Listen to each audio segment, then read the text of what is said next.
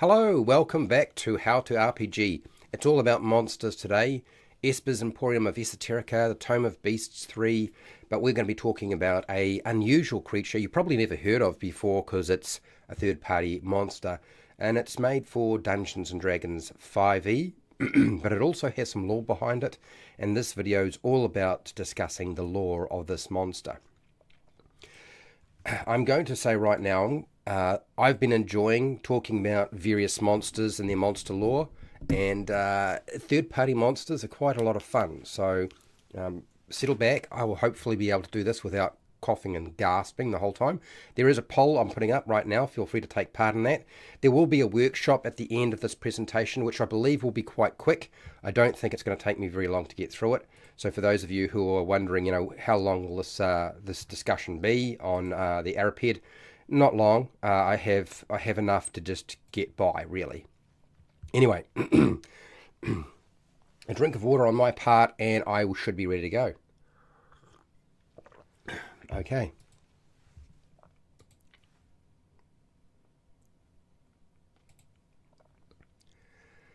Hi, welcome to How to RPG. My name is Fred Wheeler, and today I want to talk about role-playing games.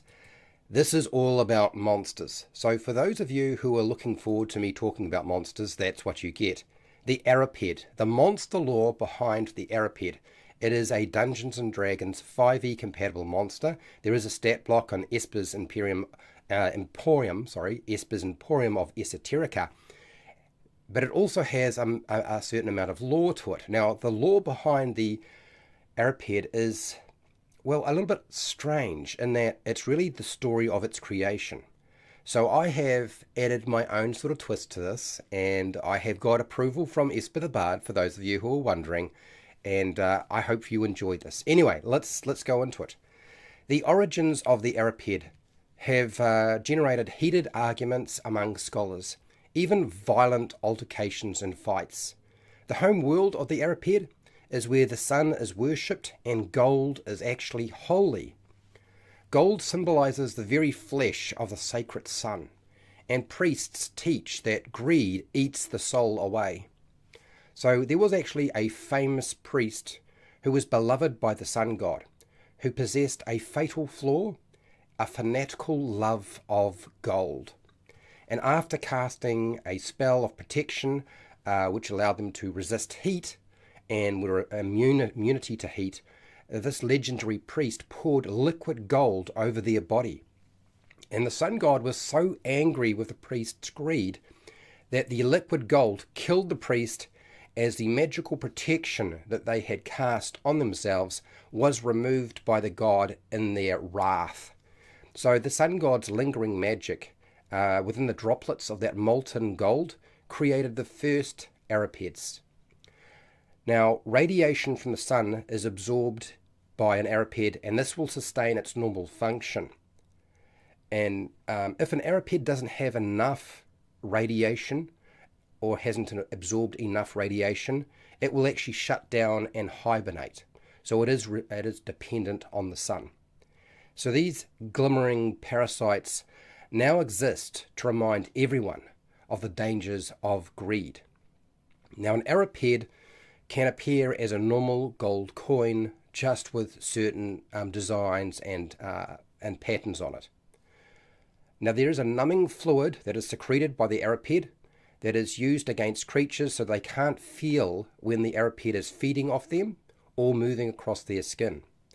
As a parasitic monster, the Aurupede latches onto a host creature and will slowly suck blood from that creature till it is full. The strange thing is, it doesn't really need that blood that much. The Aurupede doesn't breed, but it will duplicate or clone themselves to reproduce. Once an Aurupede has consumed enough precious metals, because it also consumes precious metals and gold, it will actually, particularly gold in fact, it will produce an exact duplicate of itself, and this is how it reproduces. A favourite hiding place for the Aurupede is a large pile of treasure, or a treasure hoard, particularly when it consists of gold coins or gold items. The excretion. So the excretion or waste such things like urine and poop are not body functions that the Aurupede engages in very often, because it doesn't actually suck blood from creatures that often. It will feed on precious metals and gold more often than anything else. So it's very, very unlikely you'll see a secretion from this creature. Aurupeds do not fight amongst themselves because they are divine creatures of the sun god, and to ensure that the folly of the priests are not carried on, or at least one priest in particular, Aurupeds do not fight amongst themselves. There is no need to do so. Now, the dead body of an Aurupede becomes a solid gold coin. This is the carcass of the creature once it's finally destroyed in some way. There are various ways you can do that. Now, the corpse of an Aurupede is highly prized, particularly by adventurers, but it is also feared because there's always that nagging fear that the thing is not completely dead and it may in fact return to life, given the sun god's propensity for punishing those who like gold and are greedy. And that is the Aurupede by Esper the Bard. Now, I hope that you found this useful and helpful, and if you did, fantastic. I hope you enjoyed it. I want to thank my patrons who support me on Patreon, doing this every single week. I want to thank Esper the Bard, allowing me to talk about this topic and for providing the artwork for it. I want to thank you for watching, and hey, till next time, keep rolling those 20s.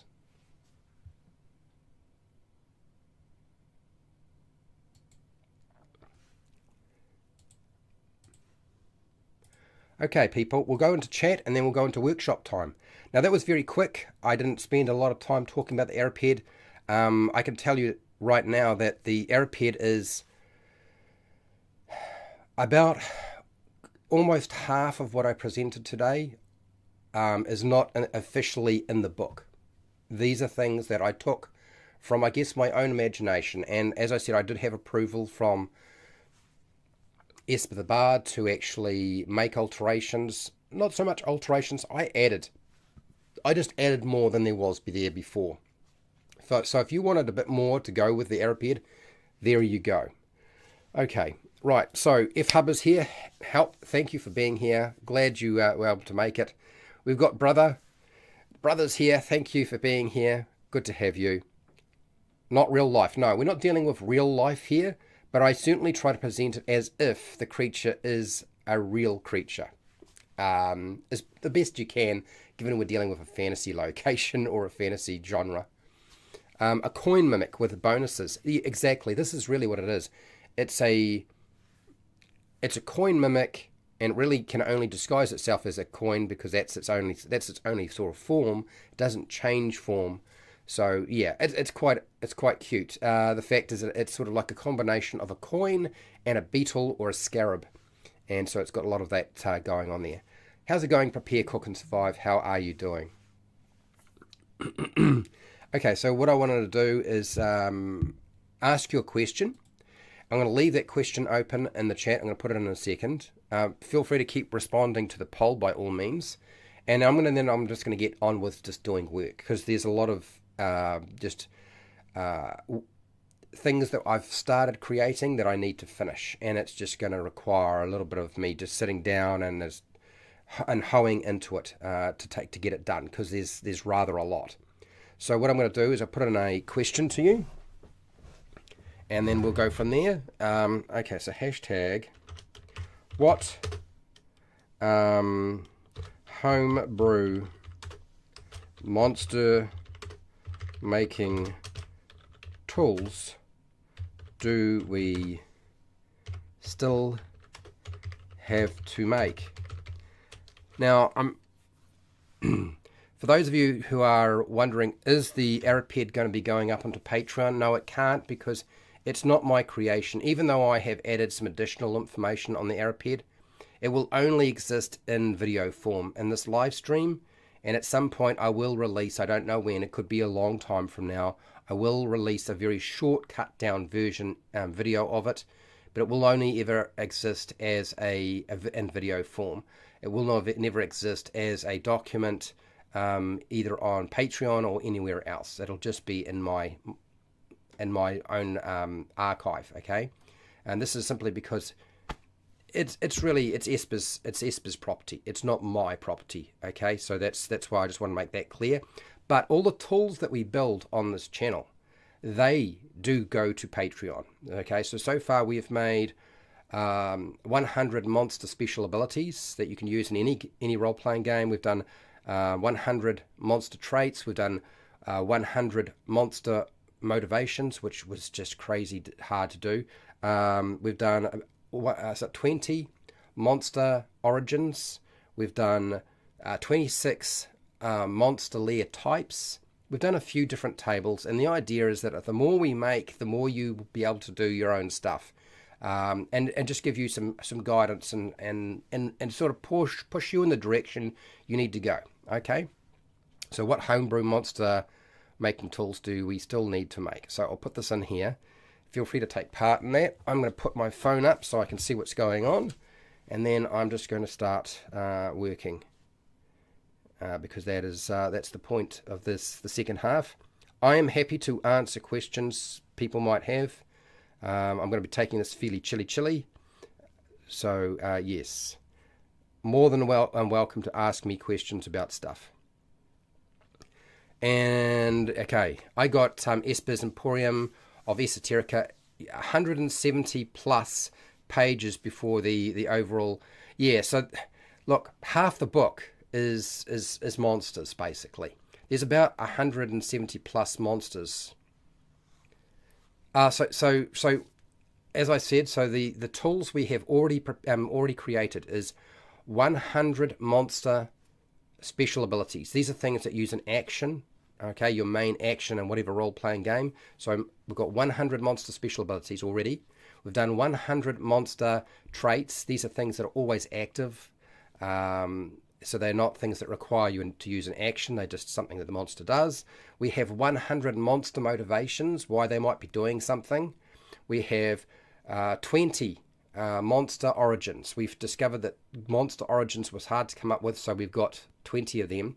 We've got 26 monster layer types. And in terms of monster environments, we don't need to do that because we've actually got a table of 100 wilderness locations with the descriptions for them as well. So you'll notice a lot of these tables, when you come across them on Patreon and on the live streams, you'll see that we have a tag name and a descriptor so that it's not just a single word. So it should be more useful to you. So that's what we have so far. What we have been building recently, and I'm going to go back to doing that unless somebody comes up with a better idea, is I'm going to start filling out the details of the tables we made for land-based animals, marine animals, animals that fly, and then animals that are subterranean, and kind of going with the old idea of taking various animals, putting them together as an AD&D or Advanced Dungeons and Dragons to make a new monster, which is really what most designers do, is they just take a bit of this animal, a bit of that animal, and they put it together to create a new monster. Okay, that's really all that's going on here. So that's why I'm trying to duplicate that. That's what I'll be working on. But I am definitely open to somebody suggesting a better thing to work on if they can come up with one. Otherwise, you'll be sitting here watching me do stuff for a little while, that just typing out descriptions of animals. Developed almost enough for you to complete a Kickstarter. So Fred Hubber, I will not be doing Kickstarter. I have already discussed with somebody who will make a book with this stuff. I decided that it would be nice to finally have a product. I think it'll probably wind up being called something about Game Master Preparation.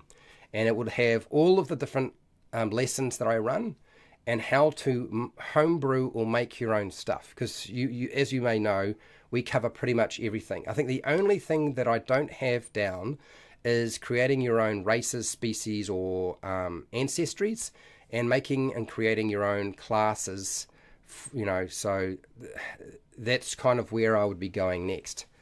Okay, prepare, cook, and survive. Monster spells. I don't think that we need to have a monster spells table. Monsters should be able to use any spells the player characters use, so I don't know that that's necessarily necessity. Monster anything, mutation chart. Yeah, so I believe AJ Pickett was talking to me about mutations. I think what we're doing right now is going to fulfill that. Because one of the tables we did make is we did make a monster body parts table. And it's a very small one. I think it's only just about 20 different items with various body parts that you would attach to create your monster. But it was very primitive. It didn't really give you quite as much as I was hoping for. So this is why we were working on these larger tables to give you more variation. But yeah, I'm not against the idea of doing monster mutation charts or tables at all. Prepare, cook, and survive. I think it's a good idea. I'm just not too sure how to go about doing it. So let me grab a pen and mark that down. For those of you who are kind of new, if there's anybody here that is new, I'm always looking for your charts to assemble monsters that are good for mutations. That's exactly what I was thinking, Fred. I think that might actually be where we need to be at. So here we go. Let's go. Monster mutation. And I put a question mark, how to sort of structure that. I don't know that it's going to be any different to what we're doing right now. Anyway, let's get on to the document that we need to be working with. Everything turns into a cat and a dog. That's right. Very true. Okay, so let me just go down here. I will give you a task to do while I am chopping my way through the arduous task of writing up a descriptor for every single monster. Because if I don't, it's going to be a bit of a problem. It's not going to be very interesting for you if that's all I do is if all I do is I wind up typing up descriptions. I want to give you something to do as well, so you're part of the whole process. So let's get this, pull this up, go here, transfer over. This is part of our freaky monsters tables. We have 4 of them that we've been working on, which is rather a lot. We've been doing pretty well. So flying animals, we discovered that flying animals, we'll probably only get 50 flying animals. So in the end, I don't know how that's all going to look, but we'll get there shortly. We've been doing marine animals, and I believe marine animals, yes, that's right, we've got it there. That's cool. Marine animals, we're not finished with marine animals. We're very close. I think we needed 2 more. 1, 2, 3 more marine animals. Hashtag. What are 3 more marine animals we don't have that look different? Biological difference is important, so we want them to look biologically very different. That's how we get our so let's just make sure I get rid of all of the stuff that's getting in the way. And okay, cool. Okay, cool. Right, I'm going to get started doing my job, which is, so we've also got land-based, but we'll deal with land-based later. I feel like we're pretty much down with land-based. Some of these are going to duplicate, so I can transfer it over. But while I'm doing the marine stuff, I will start typing in various descriptions of these things. Okay, so we want this thing. Because a lot of these animals are not very obvious. It's not like, oh, it's a cat, it's a dog, it's a bird. So, yeah, I'm going to have to do a little bit more work. How's it going, Derp? Derp is a patron. Thank you for being here. Algae is not an animal, but it is an idea. It's not an animal. It definitely is an idea. What can we do with that? Let's leave it for now. Let's leave the idea of algae alone for now, and we'll come back to that. Anyway, define, and I want to do this again. Because I'm going to have to try to construct something that allows people to understand what the heck I'm talking about. Because some of these are just so unusual, right? What's the best word? Appearance, summary, appearance maybe. Appearance. Okay. Let's do the first one. So, grab that. It's a crustacean of the that had four and hind legs that could walk on land. Oh, I didn't know it is a crustacean. That's something.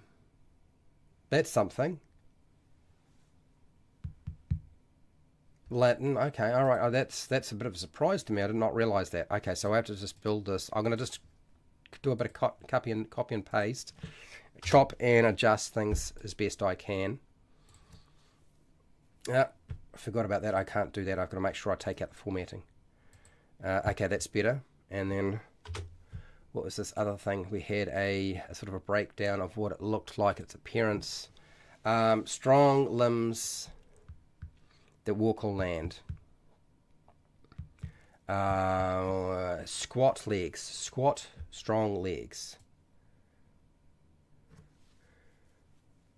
And flipper-like hind feet. Weighed about. Okay. So let's take this. So it's a large creature.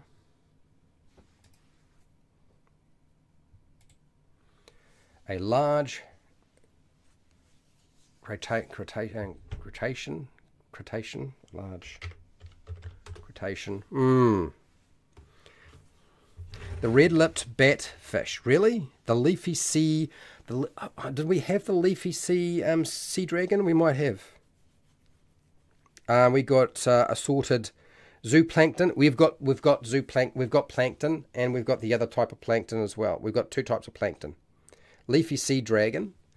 All right, okay, let's see. Actually, I need to use the toilet already. I'm having one of those stomach days, unfortunately. So I might need to take a quick break very, very quickly before I go too far. Human. Actually, we haven't used human, have we? And we probably can use human to fill in some of this stuff. I mean, certainly we can put human under land. Right, okay. I see. So, okay, what I'm going to do is I'm going to take that quick break now because right now the Call of the Wild is getting stronger and stronger. That's not a good sign. So give me 5 minutes or less. I'll be back, and then we'll continue and we'll work on these things that you've been throwing at me. Okay? I know this is a bit early to be taking a break.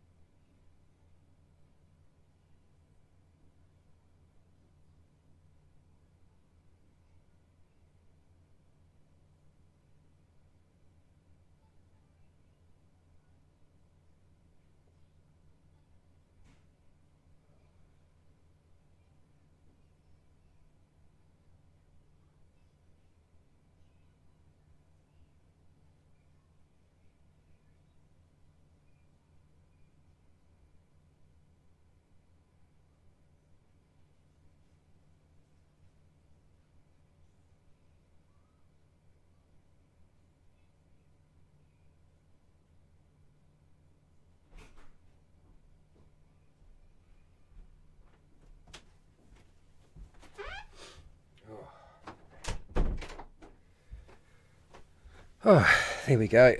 I'm feeling better now.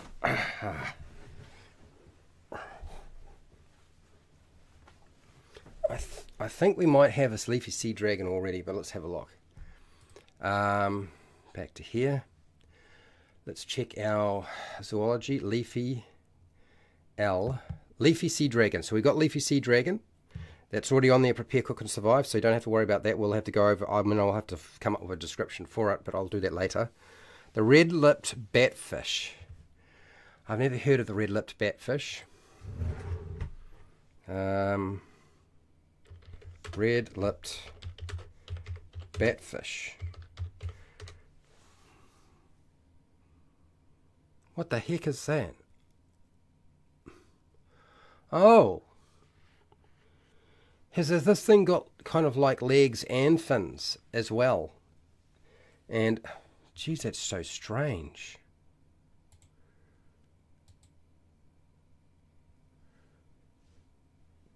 It seems it's almost like it's got. It does. It has legs and it has fins. Are they vestigial legs? Or are they just things that... It's weird. We're going to put that down. I absolutely need to have that one. Let's go copy that. Let's stick that in. That's good. Nice job. Wow. Considering that we've got so many things here. SR. Red. Let's take the formatting out. Red-lipped batfish. That is... I knew that the marine creatures, we would have a lot more really odd creatures going on here that we can draw from. That is definitely one of them. Nice job. Okay, so next, let's just have a look. So we only need 2 more and that's that done. Human is both an animal and an idea. Yeah. Lots of monsters and humans and lots of environments here. There's at least 2 kinds of catfish and they can be walk on land or a short way. Okay. A mer people. Is a mer person? I'm trying not to use mythological creatures because we're kind of trying to make our own mythological creatures. Mythological creatures are usually based off something else, aren't they? Yeah, it's a mermaid. Yeah, I don't want to put mermaid in here if I can help it.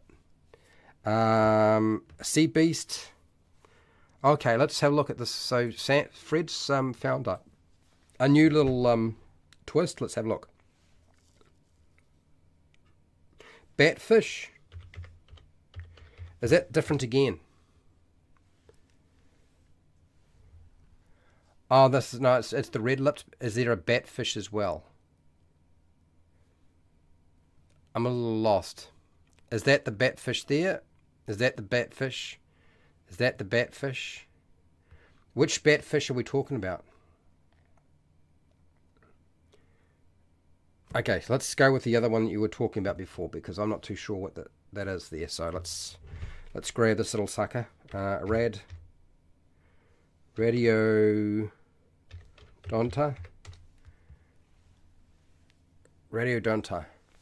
I feel like we've got something that's like that already. Do we not? Do we not have a creature that kind of looks like that? I'm sure we do. Did we even have it written down already? We might have.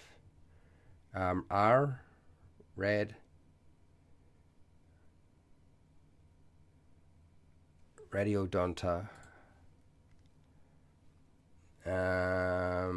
So there's various types by the looks. I believe we do have sponge, I'm pretty sure. Oh, the red lips. Yeah, no, the red lips is down for sure. We'll get that down. I'm pretty sure, I'm so sure that we've got another creature that looks exactly like this sort of thing. Does it have a different name? Ancient sea monster. Is that what it is? Is it a Cambrian variation? See? Let's see if we've got it there. Is it that one there? I feel like it might be this one here. It might be that one there. Reconsider the archer fish, Fred. It shoots a jet of water at its prey, knocking it into the water. Lives in pineapple under the sea. The archerfish. So again, I think what we've got to remember is we're not trying to duplicate its special abilities because we can't write them down. What we're trying to do is duplicate their biology. If their biology is nice and different, then we can do something with it. Okay, so I'm going to take this. I swear we've got something that's like this already, but it'll become more obvious as I'm writing these up. So let's take this for now. I'm so sure that we've got a creature that looks so similar, it's just got a different name.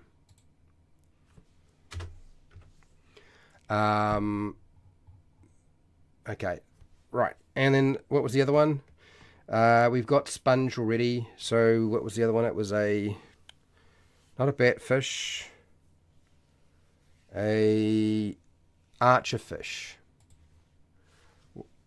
I said no to the archerfish for what reason? It was probably biological. It was probably because it's here. So it's what the fish does is I agree, totally clever. I think it's really, really cool. I think the special ability, shooting a stream of water, awesome.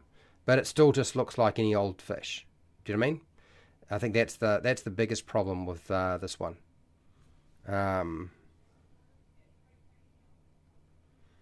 Lives in pineapple under the sea.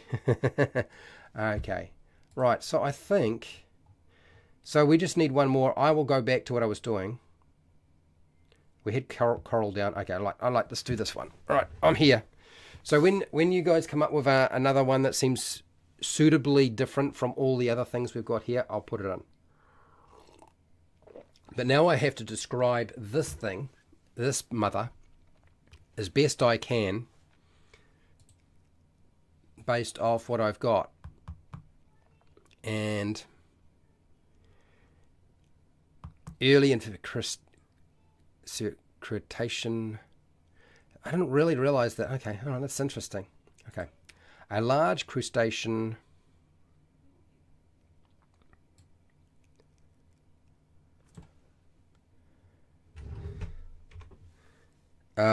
mantis shrimp.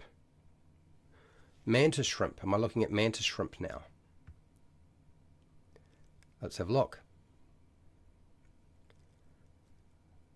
Mantis shrimp.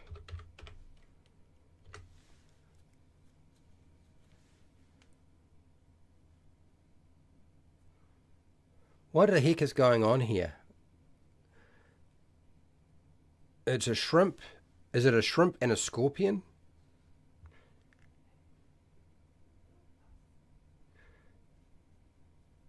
Yeah, it's hard, Fred, to try to remember what you've already got there is a big one, right? It's not so easy to remember. Just give me a second while I try to figure out what this is.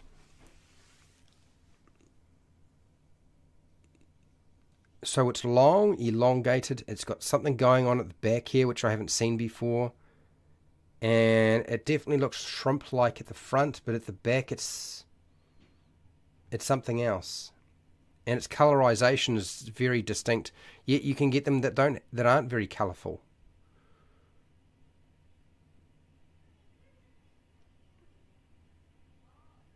And if we compare this to a shrimp, well, what does that look like in compared to a shrimp?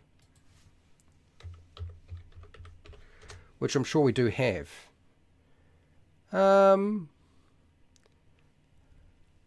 Shrimp images. Is it really distinctive enough, the mantis shrimp? What's going on at the tail end? It's got this sort of thing going on here, and then we get the mantis shrimp. Okay, so it doesn't have the sort of the pincer things at the front.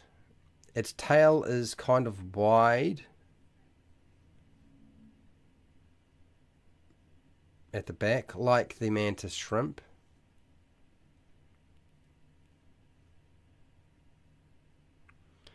But it does have these things that's what differentiates it. This is why you suggested it, eh? And then its back tail is kind of shrimp-like. I mean, essentially still shrimp-like, isn't it? the shrimp has got some length to it. It's maybe a little bit longer, and it's really just the vestige. It's just the pincers for grabbing things that make it that differentiate it.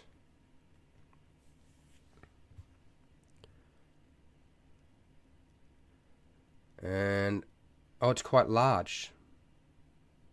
They get quite big. I didn't realise. There's somebody's arm right next to it. Okay, I can get small too. All right.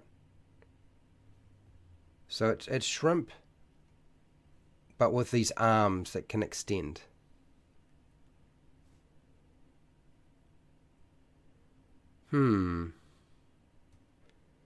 Okay, well, yeah, let's put it on. Yep, let's put it on. You got me with that one. I think that's, yeah, it's certainly very different, similar to the shrimp, but there's enough going on there that it is different. Mantis, mantis, shrimp. Let's do that. There we go. And we'll add you in. Mantis, shrimp. Oh, I've got so much work ahead of me. It's now your job to distract me from doing what I'm trying to do. Okay, so marine animals. We've got 100 marine animals. There's 100 there. We've got a whole bunch of things that are just going to take a little while to get through, but that's all right. Now, what did we have left? I think we had enough land-based animals that we didn't need to worry about land-based animals anymore. I'm sure, yes, we did. We have 100. 100 subterranean animals is not going to happen. We're going to make that 50 because we discovered that actually 100 subterranean animals is actually pretty difficult to do. But 50, different. So we've got a whole bunch here already. I wonder if you can come up with 3 more. I think it's 3 more subterranean animals. While I'm doing my bits and pieces, we'll see if you can come up with, we'll find 3 more subterranean animals. Hashtag. What are 3 more subterranean animals we don't have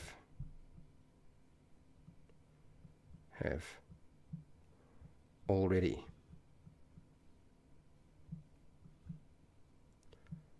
That look different.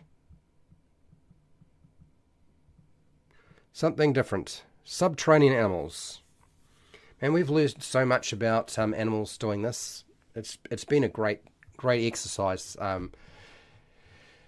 It's really opened my eyes to the idea of trying to make my own monsters, frankly. Okay. So that, I suspect, will keep you busy for a little while I do this bit. A large quotation with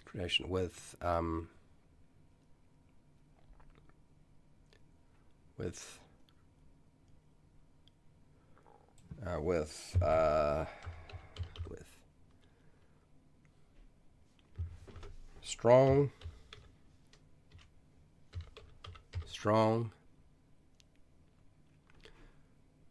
squat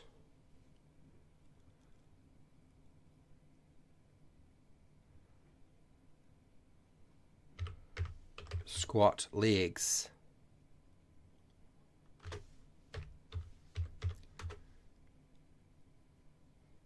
and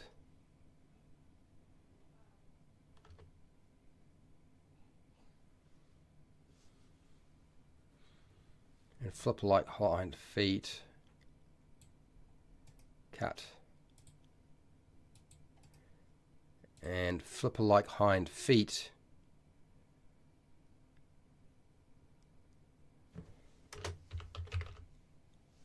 that could walk on land.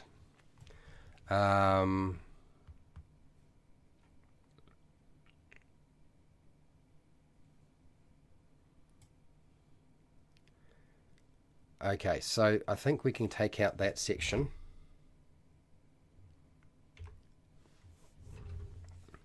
Can we see the Subterranean chart, please, Fred, so we don't get stuff already there? Yes, you can. We can. So I'll go back to Subterranean so that you can see the stuff. What I'll do is I will call them all out. It won't take me that long to call them all out because there's only under 50. So all the Subterranean animals so that you can see them.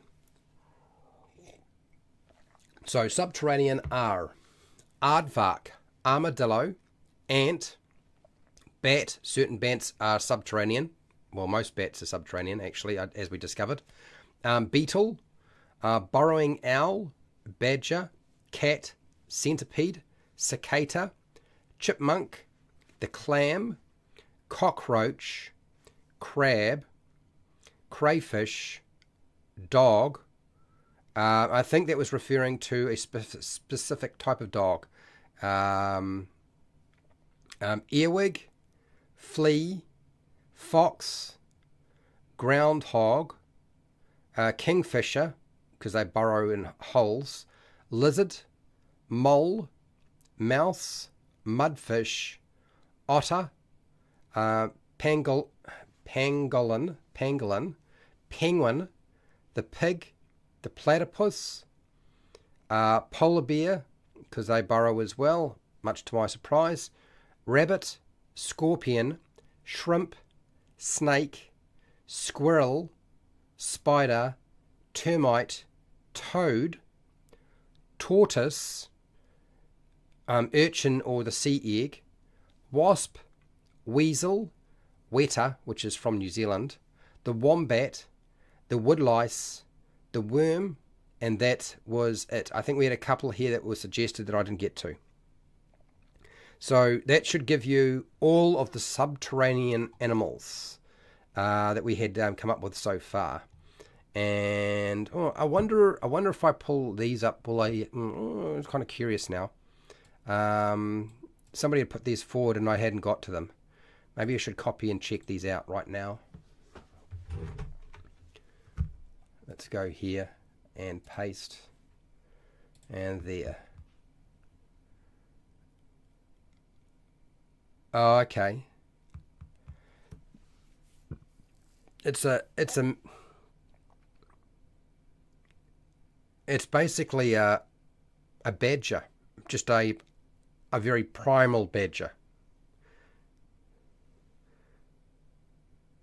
Mason bees. Oh God, I've forgotten about rat. Did we not have rat and mouse? I think the reason we didn't put down rat is that rat and mouse were so similar in how they look. Bee.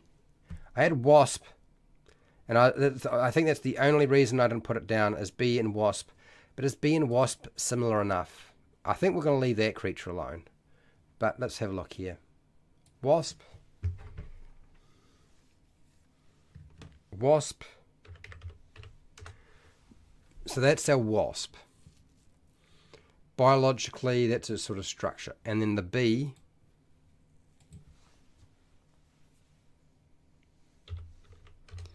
Bee.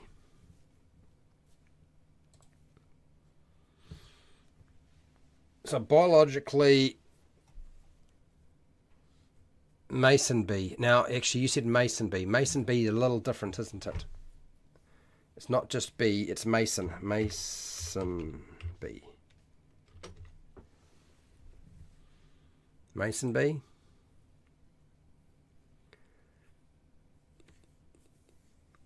Okay, so there's the mason bee. And honeybee. And then we have the wasp, which has got a longer body, which is a bit more pointy at the end, with a longer stinger. But, well, at least it's projecting at that point. Okay. And then we have the mason bee. Termite. I'm pretty sure we had termite, but I'll check. What is this? This is... curious.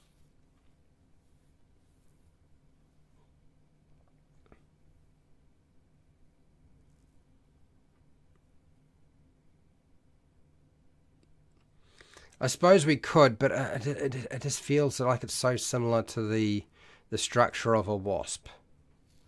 So whether we use a bumblebee would be a nice addition, but is a bumblebee a burrowing creature? I don't think they burrow in anything, do they? A bumblebee is just larger. A carpenter beetle is more different. Carpenter beetle, okay. So I'm pretty sure we had termite down here. Yeah, termite is there. So you're saying, Fred, you're saying that how's it going, Cyril? It's not what they do, it's what they look like. It's not what they do, it's what they look like. This is what you got to remember. We're not dealing with something that does something different, because I can't add that information into a chart. I'm only just adding in what they're called and then, what they look like. I can't do that sort of thing.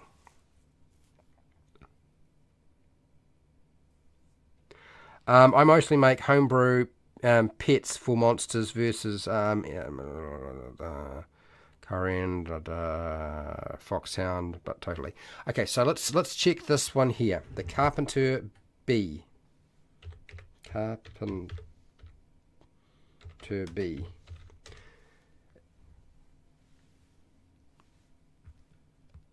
Oh, is the carpenter bee? No, it's not. It's Is the carpenter bee? No, the carpenter bee is not a bumblebee.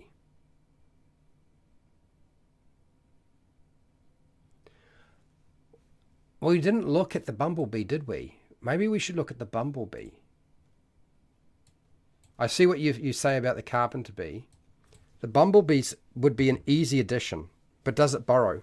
Carpenter bees burrow in wood, though, not so often in dirt. Oh, I see. So they do, yeah, okay. I get it. Bumblebee. Let's do bumblebee.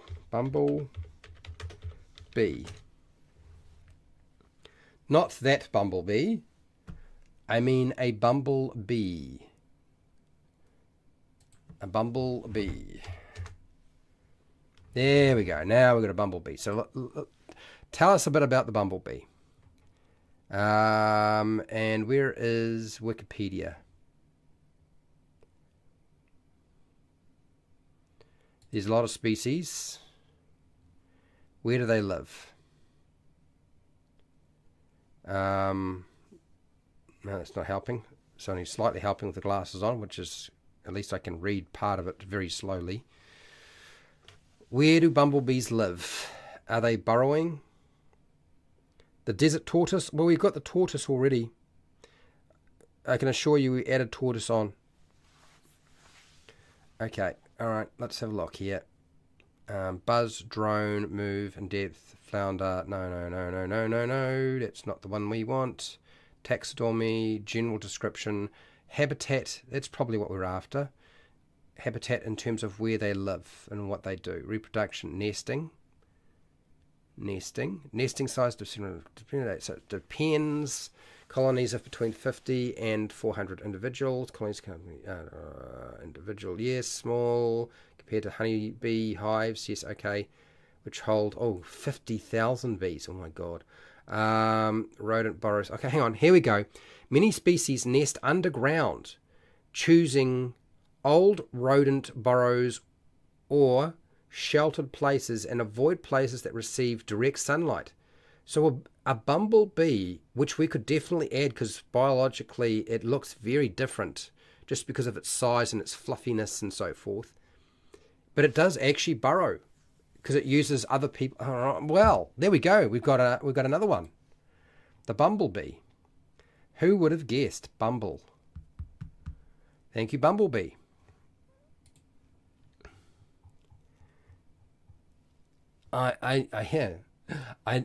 It's a flying creature, so I had always assumed it would not be anything you can to consider, right? Because I didn't want to cross over too much. But I guess it's definitely a burrowing, and it also flies as well.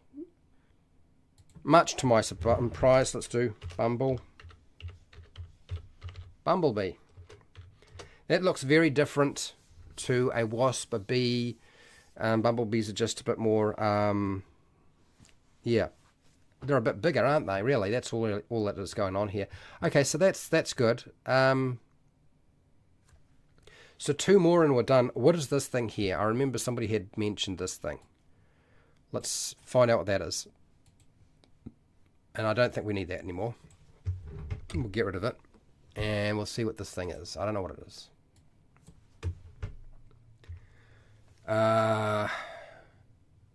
Paste.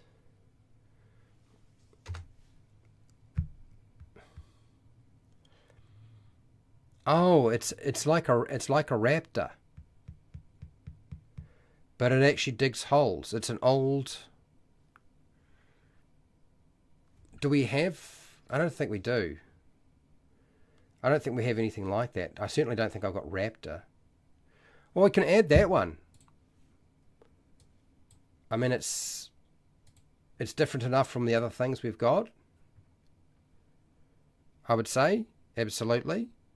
And, yeah.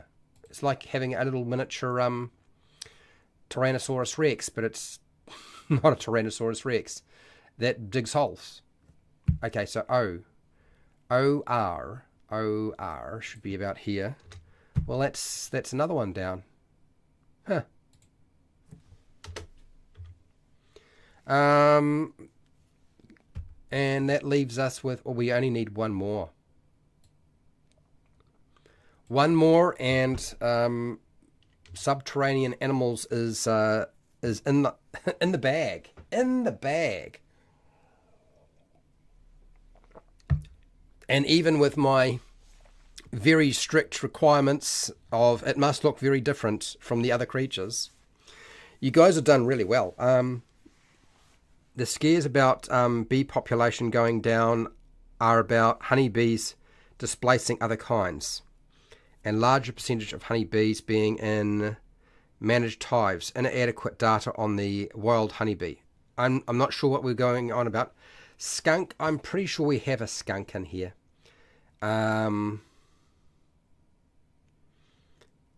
Skunk, or maybe we don't. Why did we leave skunk off? Did we leave skunk off because it looked like something else? I don't know. Okay, what do I got here? Pale Rider. Hello, Pale Rider. How you doing? We have a wasp-looking thing called the Diet Diver. Makes its nest out of dirt, but attached to the walls and ceilings. Okay. I think I've come across something like that. A import from Australia. Okay, let's see. Skunk. What did I say? I must have said no to skunk for some reason. I don't know what it is. Is it because a skunk kind of looks like a badger? Is that why I said it? Did I say no to that? Or is it because it looks like a dog? Or does it look like a badger? I don't know. Badger, skunk. Yeah, skunks are basically just small dogs that smell.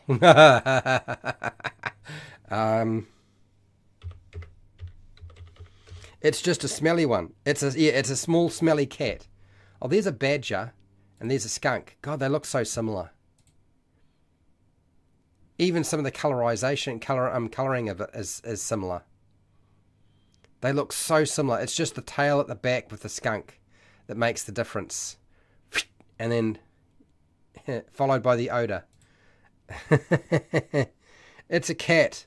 I think we have cat down. I think we have cat on the list, you know. There you go, cat, dog. They're already on the list. The digging animals. Oh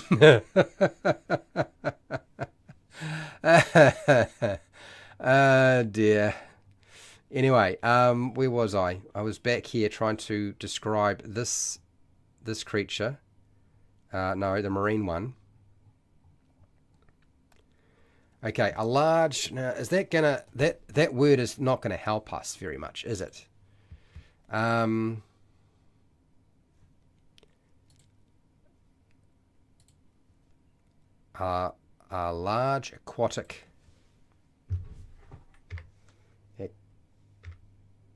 aquatic crustacean with strong squat legs and flipper-like hind feet that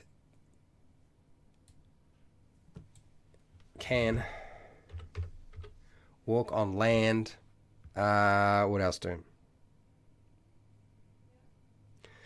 The honey badger and the badger. I don't feel like the honey badger looks that much different. Why does everybody want the honey badger? It's like, does it taste sweeter?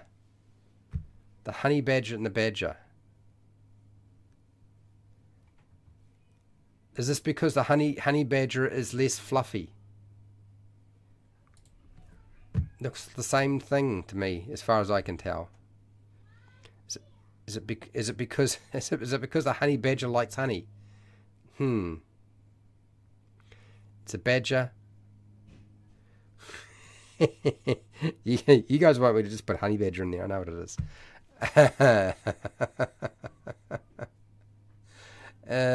Dear. Anyway, back to what I was trying to do here.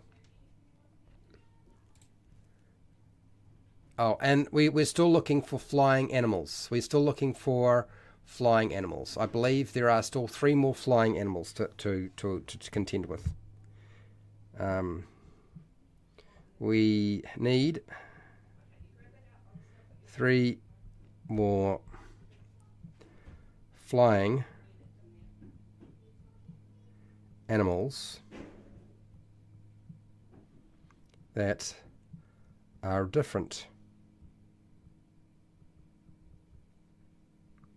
in appearance.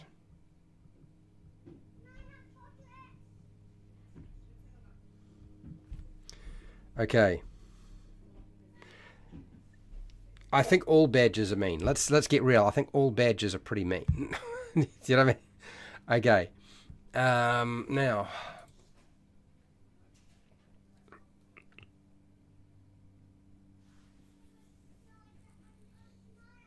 it's got a tail. It's got a tail on it. It has a tail. So I need to mention that it has a tail. A large aquatic crustacean with strong squat legs and a flipper-like hind feet that can walk on land.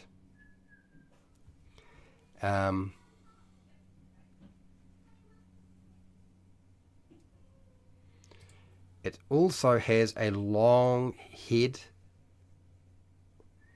and serrated jaw. Okay. Alright, so I need to just make sure I get enough in here. So, a long head with serrated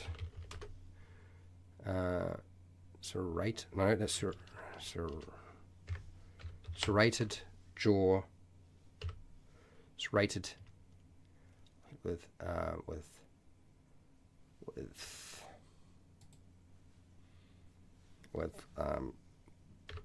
large mouth,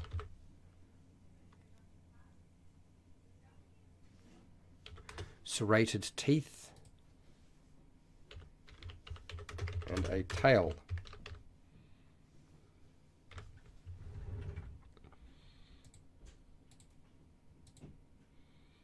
Serrated. I think. Oh, okay. Got it. Bat. I'm pretty sure we got bat. I think we had the gliding squirrel already, but let me have a look. Honey badger is a badger on roid rage. Yeah, okay. Everybody loves the... All right, let's have a look here. Flying squirrel. I think we had a flying lizard as well. I think we had a lot of flying or gliding. We've got a flying fish, we've got a flying snake, we've got a flying spider, flying squid, flying squirrel. Got it. The gecko kulu. This thing's the flying lizard, basically. The gliding lizard. The bat is on there, of course. So I'll go over your flying creatures so that you know. Okay. Airborne virus we put down. The Baphomet moth, the bat, the bee, We have bird of paradise, since it was slightly different from just normal bird. Butterfly, the Chipolotos atris. I don't know. It's a prehistoric creature. The Cryopelia, the Colgo crane.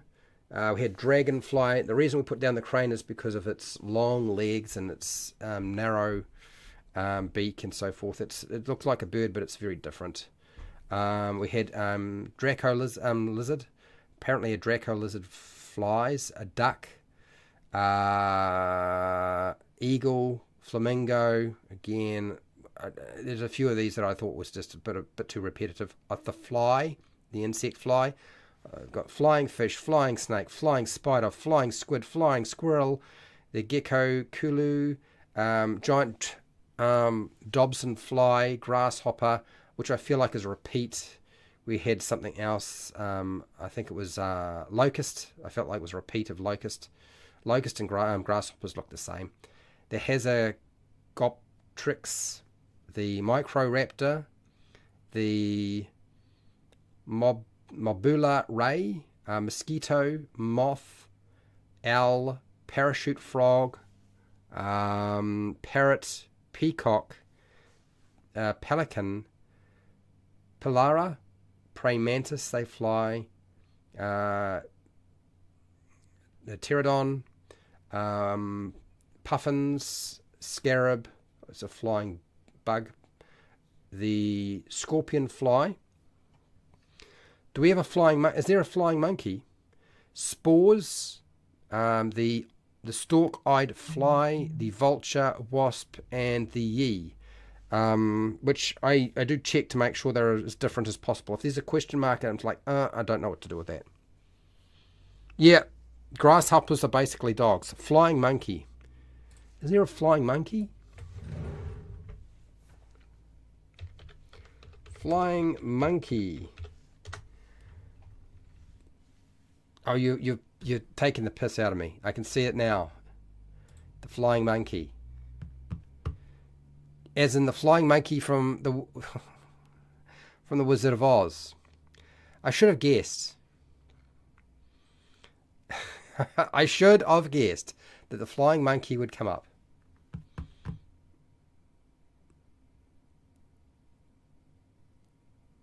Hadozi. Another word for flying monkey, Hadozi. Okay. Falcon built for speed, eagles, hawks built for... Yeah, but they look the same. They look the same.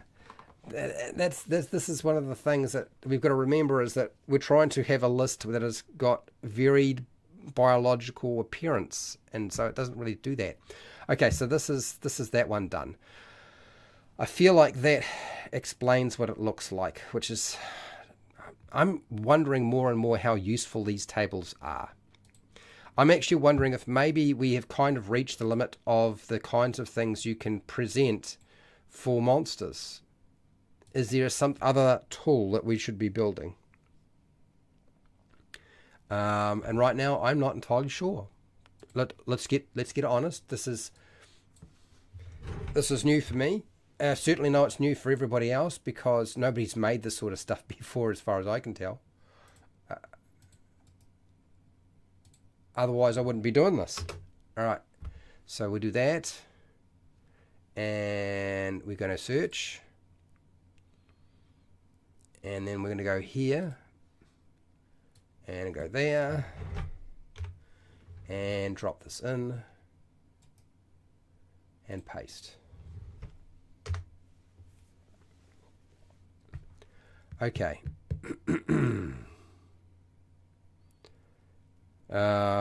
Sexual appearance, sexist.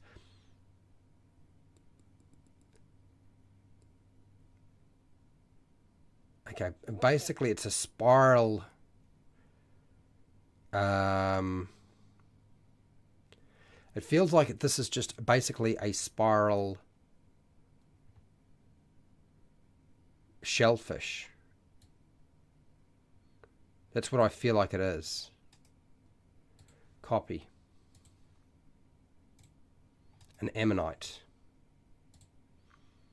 An ammonite, a fossil, ammonite fossil, especially one with later time, chiefly in periods, particularly fringe suture lines.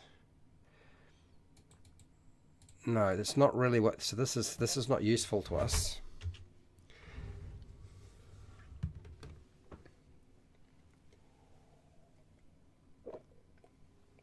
An ammonite.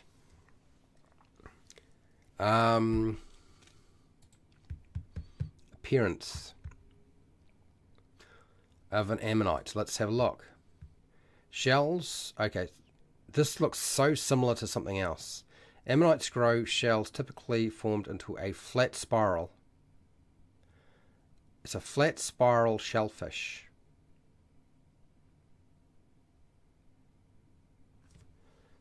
A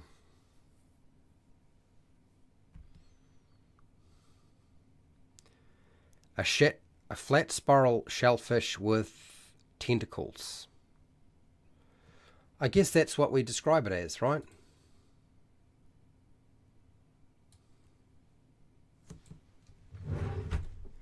A flat spiral shell fish with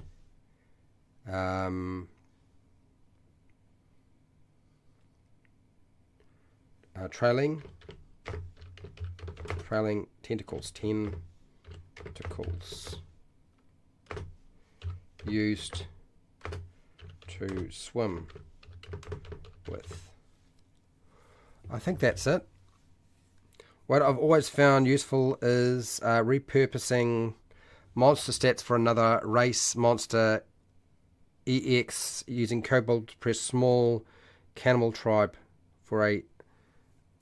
So one of the things that I find is that one, I can't really do maths as a tool. I mean, taking an existing monster and using the maths and doing adjustments, but I can't create a tool. So this is why I've avoided doing that. Is you can't make a tool around that's useful. It's not really possible. And I've done this sort of thing on my channel before, where we have taken existing mathematics and we've adjusted it. And I know a lot of people find that useful, but I can't create a tool for you to do that. And every time you do that, it's really kind of like personal choice. There are certain things that make sense, certain things that don't make sense. And so as a way of building a tool that you could repurpose somewhere else, it's just not something that you can create, because the maths for every system is slightly different. Do you know what I mean? So stat blocks aren't monster lore. Do you know what I mean? So that's why I've been steering away from that sort of thing, because the mathematics about the monster, you learn the system, then you figure out how to make your monster based off the mechanics for that game system. That's just part and parcel of it. But it's not system agnostic. Mathematics is not system agnostic. Whereas the stuff that I'm wanting to build is system agnostic. You could take it and put it into any kind of system you wanted to. That's really what I'm aiming for. If that makes sense, hopefully that makes sense to people. And maybe we're reaching our limit. But I know AJ Pickett has told me that I haven't reached my limit. I just need to keep going. So I just keep going. So let's see. Intricate. So we were doing the ammonite, and I think I've got the ammonite down. Ammonite.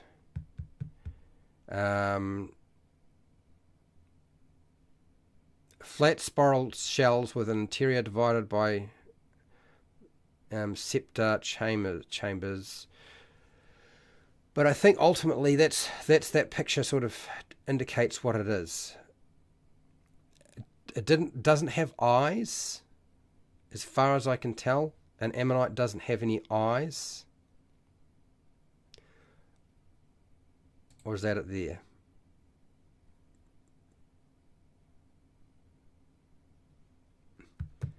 Lo and behold. No, I don't want to accept any of your stuff. Thank you very much.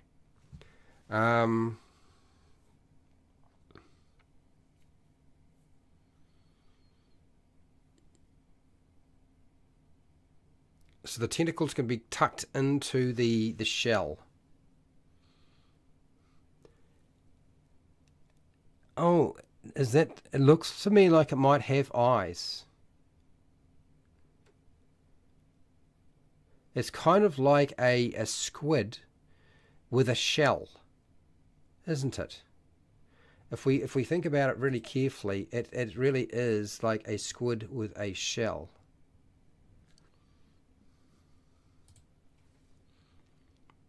Right there.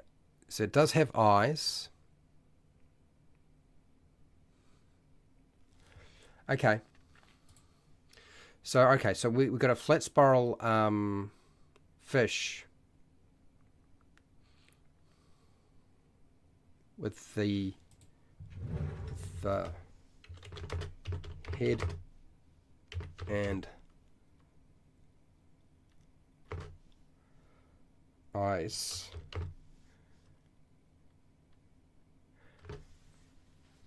trailing tentacles used to swim with.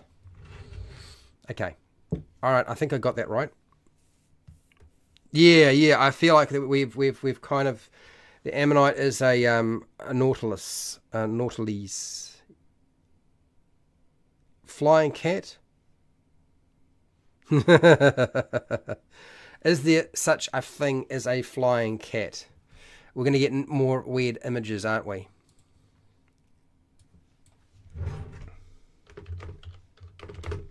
Flying cat. That's a flying cat. Don't want to fly the cat. No, I don't want to see that. Flying cat.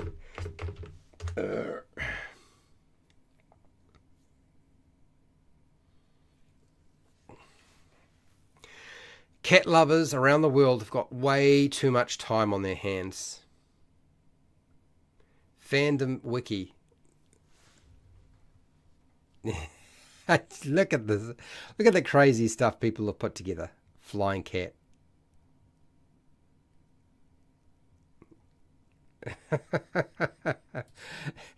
See, this is not a real thing.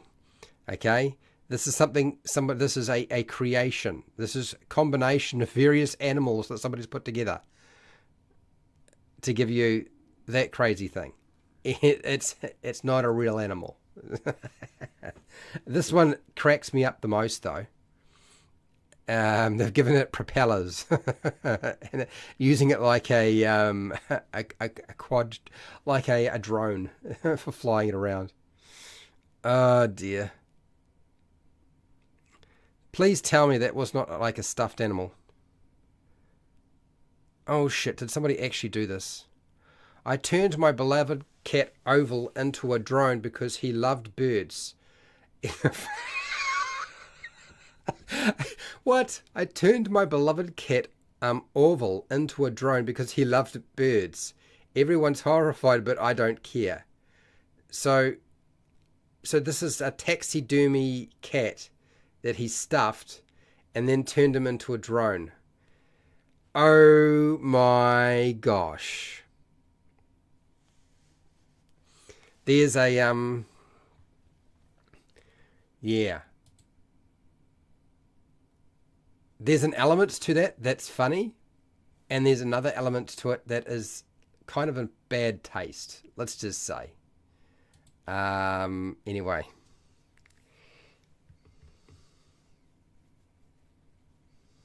What? Cats are more likely to survive a 25-story fall than three stories. This is why you put it up. You knew I was going to find that image. That's why you put it up. I knew it.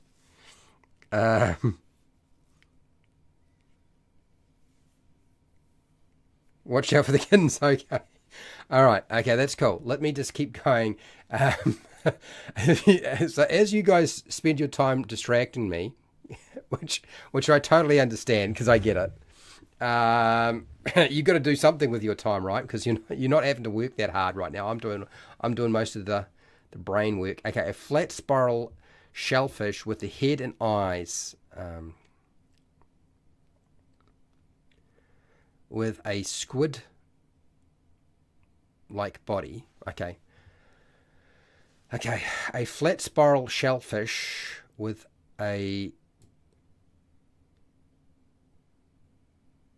squid-like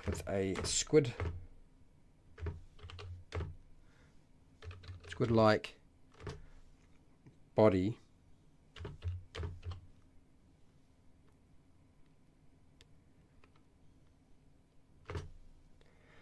housed inside the shell,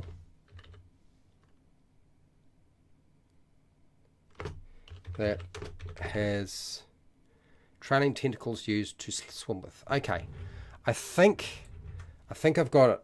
I think I've got this one nailed down. A flat spiral shellfish with a squid-like body housed inside the shell that has trailing tentacles used to swim with. Got it.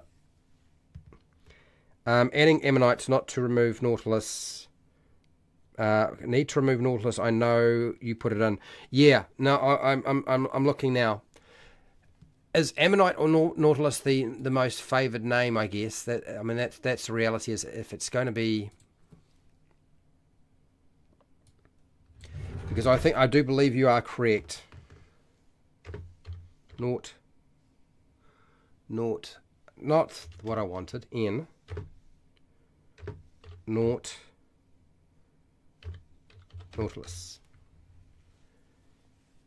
Yep. It's the same sort of thing. Nautilus appearance.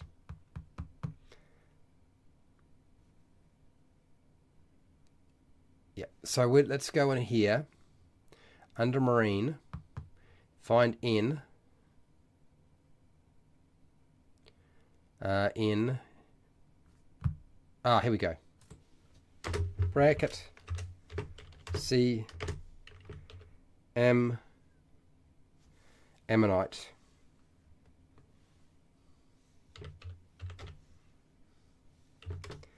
Need to remove. I won't remove it just yet because I know what'll happen is if I remove it, somebody else, oh, you haven't got this one. So need to remove. So I'll make a mental note that I need to remove this, because that would definitely be going over old stuff. So yeah, which means we do actually need one more marine creature. There you go. If you come up with another one, we'll try adding it in. You're going to have to go down deep underwater to find something new, I think, people. Deep below. Deep below. Okay. But it's still an ammonite, so yeah. We'll keep ammonite rather than the other one. The anglerfish. Oh. The anglerfish. Copy. Let us try to get you done. So for those of you who are wondering, Fred, is this what we're going to have to contend with for months and months and months? Yes it is. Unless you guys can come up with, like, Fred, there's a new tool we need to make for making our own monsters, and I'll give it a go and we'll try building it. But right now I don't know what else to do. Most ammonites are extinct. They're still around. Okay. All right. So this is this mother, and it ain't a mother. It looks anything but a mother. Okay.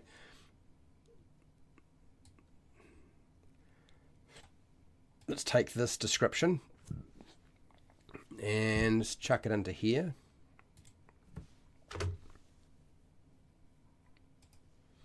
Let's take out that. Okay, a fish that lures its prey with a... No. So we're going to forget about that bit. A fish with a fleshing globe. With a fleshy globe on a filament rising from the snout. Forget about typically.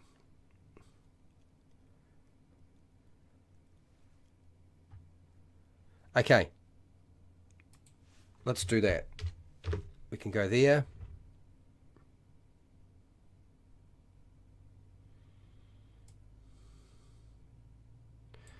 Let's go with has. Has a very large head and wide mouth.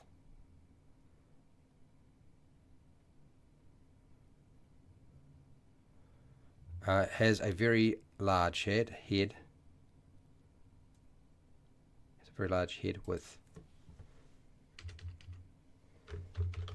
a wide mouth,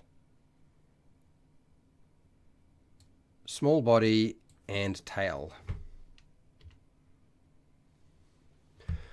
Okay, I think that's the anglerfish sorted out. The Christmas tree worm. I feel like, oh, okay, all right, yep. Colors, charts, fingernail, claw types, colors, ear shapes. Christmas tree worm. Let's have a look at Christmas tree worm. I thought somebody had mentioned that before. Christmas tree worm.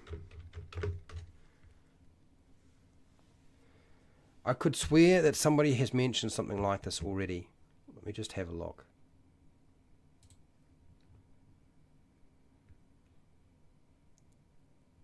The bobbit worm. Has it got another name? Oh, there it is. Spirobraticus, the Christmas tree worm. It might be under Spirobraticus. Spiro. Says Spiro. Says Spiro. S-P-P-P-P-P-P-P.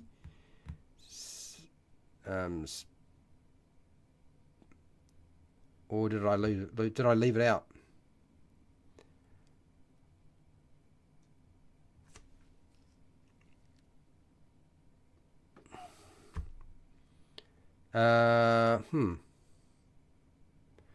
Spirobraticus. Okay, let's go here.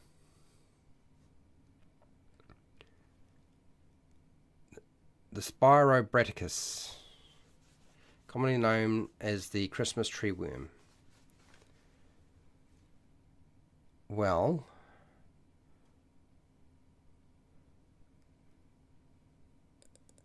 a polycute worm. Is it a polycute worm? Have I got that?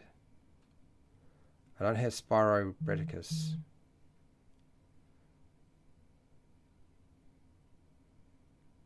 Maybe I left it off for some reason.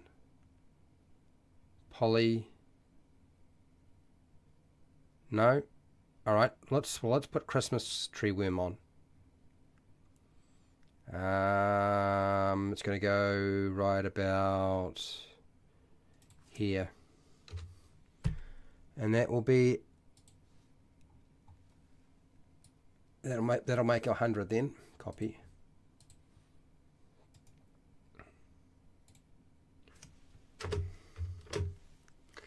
There we go. There it is. Could swear that we had this one before, but maybe it'll crop up in the names that I already have here. Maybe somebody mentioned it and I just forgot to write it down. I don't know. Okay. Next. What the heck is this? What is that? Let's go copy. And let's take out this. And paste. And there. Oh, there it is. This is the thing that you were mentioning before. Okay, so we're gonna have a repeat. If we wind up using this one, we're gonna wind up with a repeat, which is kind of expected.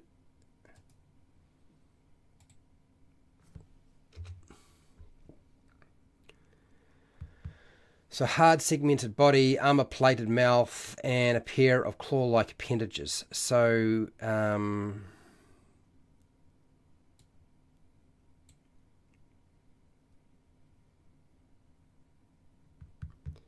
So that's this thing.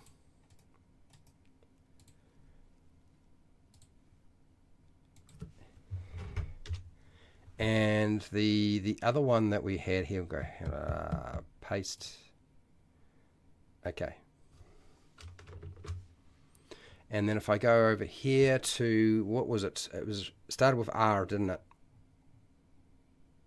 R. There we go. This is this thing that Fred Hubbard had mentioned. And I believe it is very, very similar physiologically.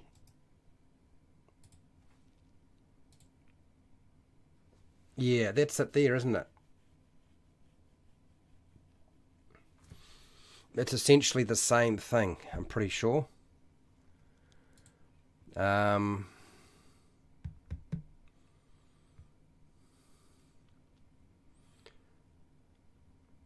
Now, prehistoric shrimp.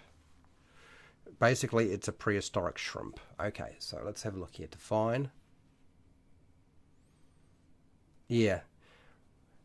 Redundant. Yeah, it's the same thing. So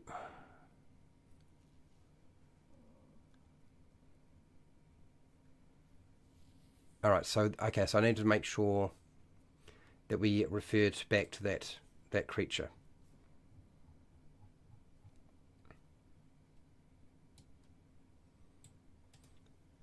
And there we go, copy.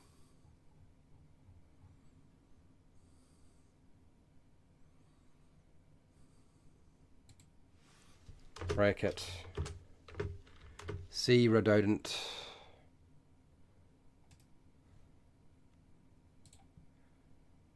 see that one need to remove.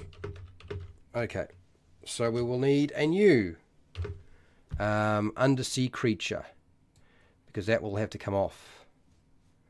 That will not be doing that. Come on, Fred, get it together. There we go. Let's try that again. All right, cool. Man, talk about harder than you might think. Oh, let's just make up a list of various creatures. Well, there's so many creatures that kind of repeat themselves. We've got just different names. Now,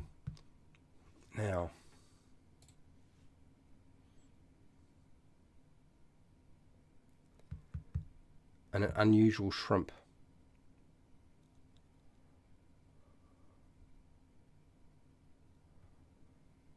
Okay, so it's a long-bodied.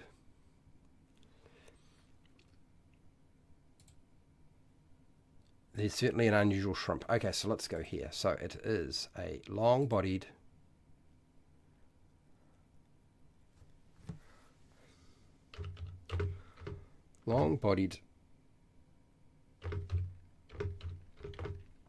hard segmented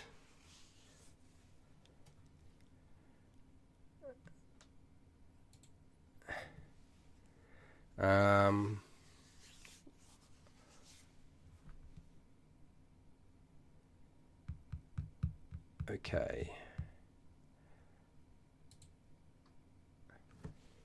A shrimp like long-bodied, hard segmented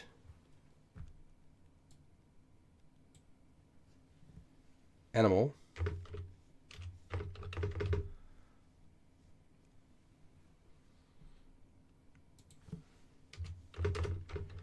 with armor-plated mouth and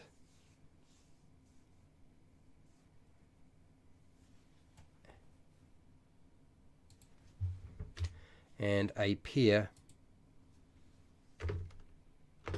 of claw-like, well, is it? Come on, Fred, get it together. They're not so much claws as hooks, are they? They're more like hooks.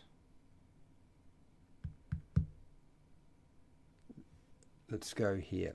Image. They're more like claws. Flexible claws. Yeah, let's do that. With a pair of flexible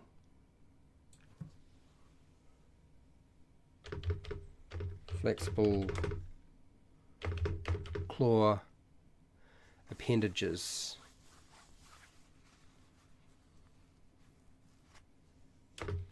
On the front claw appendages, claw appendages on the front of the head.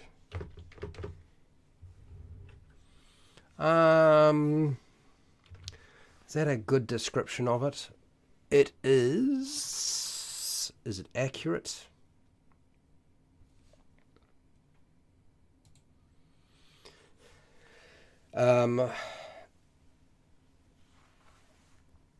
Was a flattened. It also many.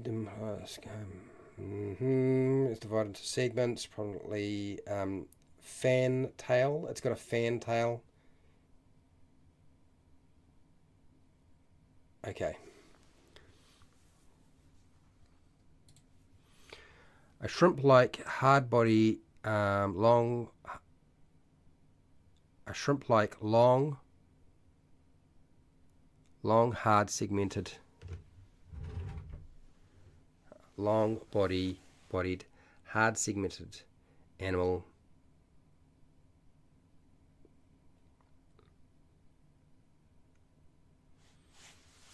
And what I wanted to say, I wanted to add in the fan at the back.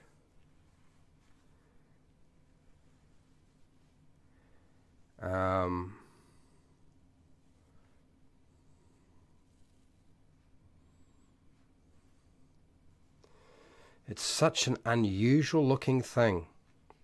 It's so weird. I mean, it's a monster in itself. You didn't even have, you could take that there and just make that a monster.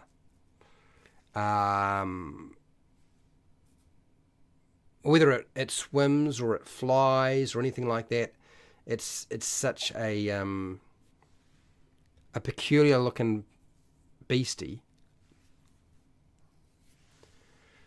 But describing it is hard. A shrimp-like, long-bodied, hard-bodied,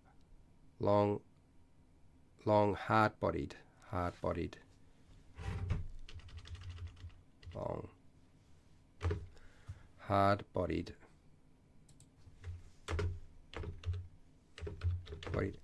segmented.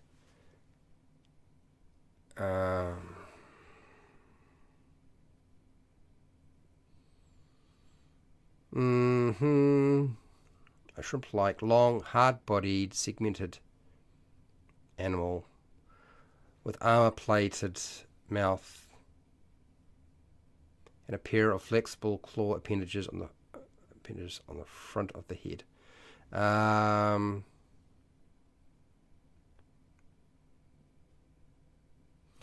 Fan tail. Oh, it's a hard thing to describe. A shrimp-like,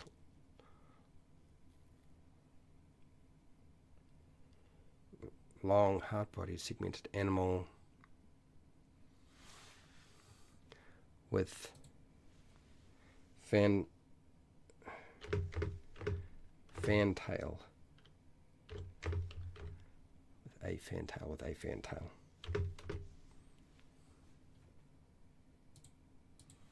Fan tail.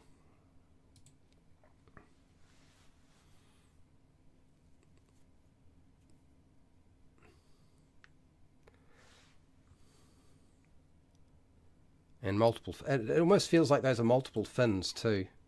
You could say they aren't fins, but they look like they are fins. Multiple fins.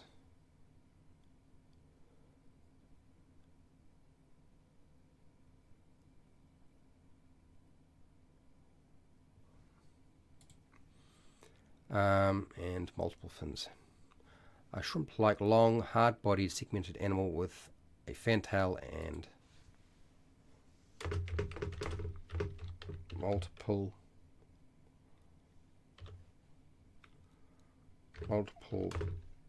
fins.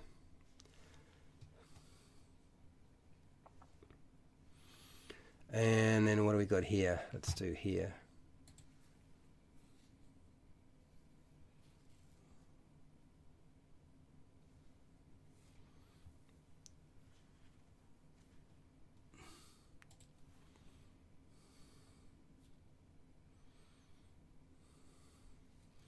A shrimp-like, long, hard-bodied, segmented animal with fantail and multiple fins.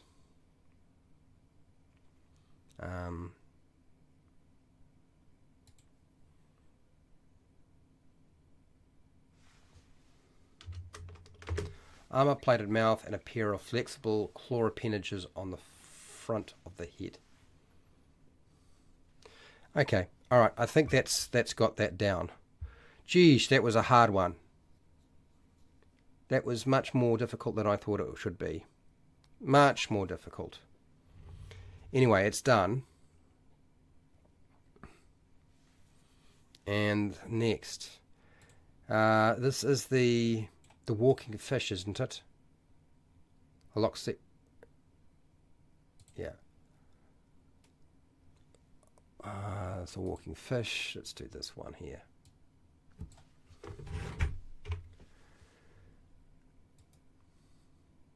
Paste. And hit this.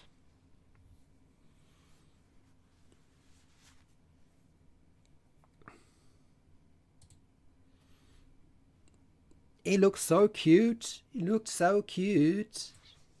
But is he really that cute? That's the question. That's the question. Here we go. Right. Cylindrical body, short legs, and relatively long tail, and feathery external gills. Well, that's a really good sort of breakdown of that creature. It's sort of like an underwater lizard, really.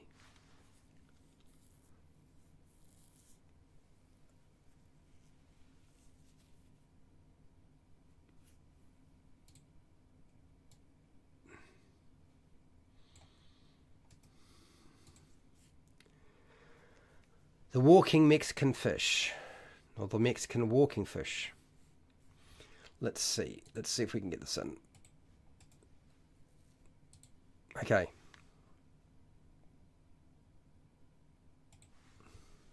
A lizard. A pale lizard. Pale lizard. Like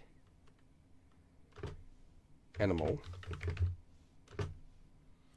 With cylindrical body.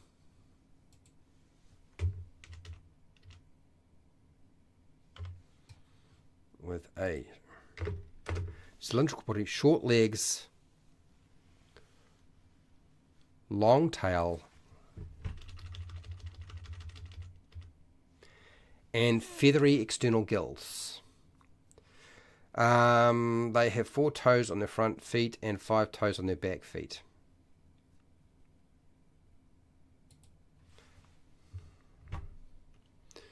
I don't know. Is that too much? 4 toes on the front feet, 5 toes on the back feet, and movable eyelids. Are we missing anything here? I mean, we've put in a lot here as it is.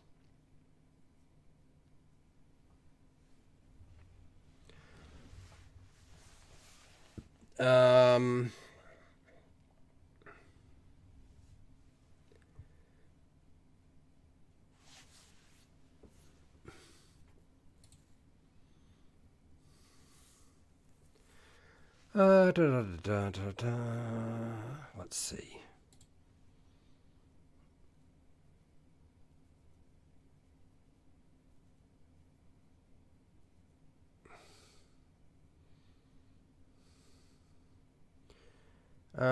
What colors appear as Greyish brown, greyish brown.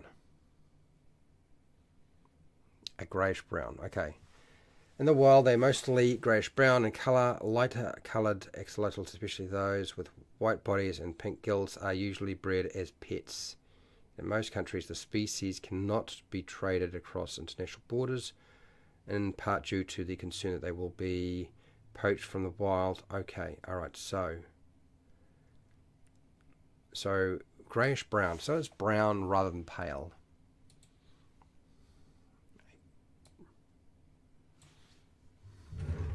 A brown lizard-like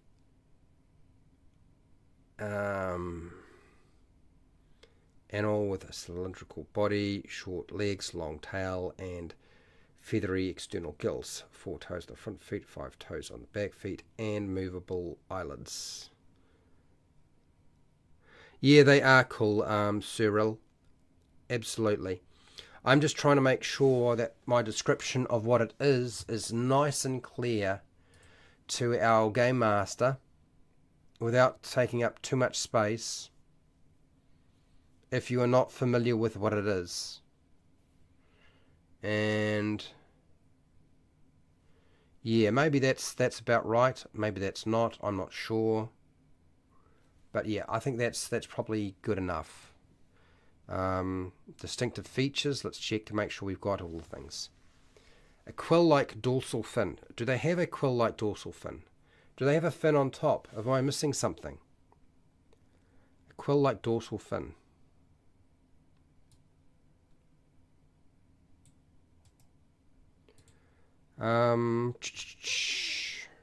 Okay, here we go. Species familiar with some very unique genetic makeup due to the rare condition called, okay, they retain most of their larval features into adulthood, so they have all the features of the tadpole from quill-like dorsal fin. I don't remember. Do they have a dorsal fin? Oh, a quill-like dorsal fin. Oh, they do have a quill-like dorsal fin. Oh.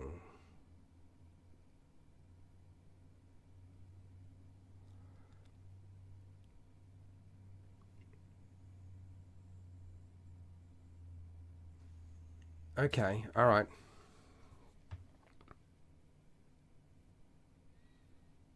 Long. Okay.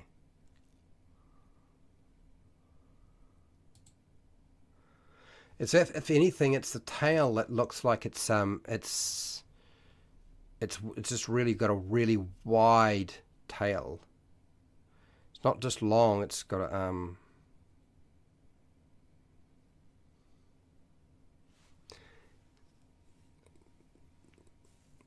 they are coral pale as pets. Yeah. I'm not worried about the pet size. We're going with the non-pet because we're not dealing with pet. We're dealing with monster. We'll eat your head. But how's the best way to do this? If I just type this in here, quill-like dorsal fin.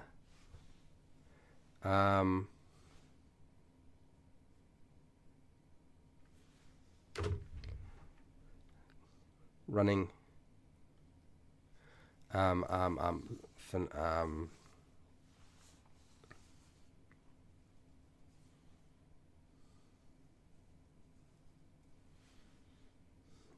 what's the best way to relax? I watch this very pretty lady's videos of them, mostly about their tank for decades. Oh, okay, I didn't know that. So really that quill-like dorsal fin is feeding into the long tail.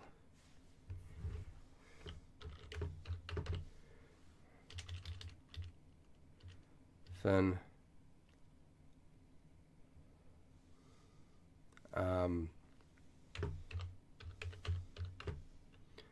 Built into a long tail and feathery external gills. Okay. Oh, there was rather a lot. Is there a way of me? I feel like the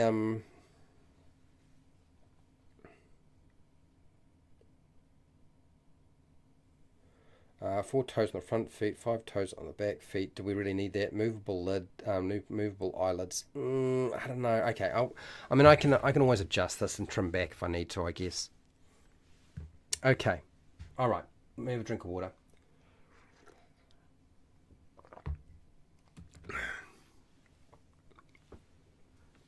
That was actually quite a lot of hard work, I have to say.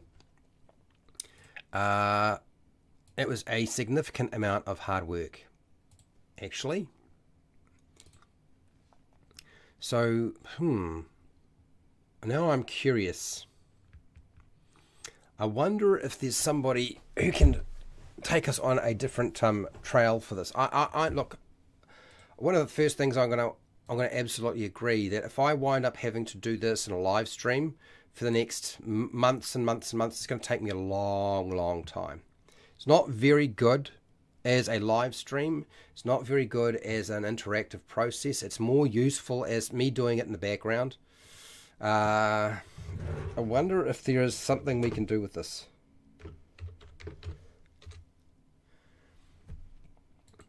Let me just pull up a website and see if I can find something. Oh, this website's changed. DM Tools, Pocket Dungeons, Patreon. Oh, maybe he's decided to change everything.